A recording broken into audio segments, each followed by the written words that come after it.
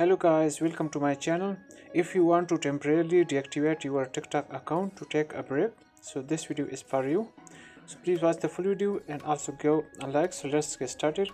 First of all, when you open TikTok, then tap on profile icon in the bottom right corner.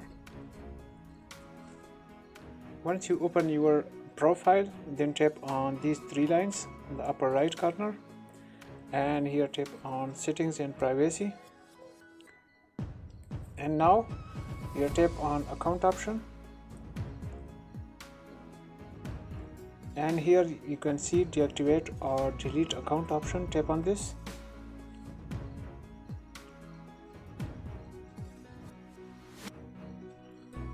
and here if you want to permanently delete your TikTok account, use this option. But if you want to temporarily deactivate your account, so tap on this option.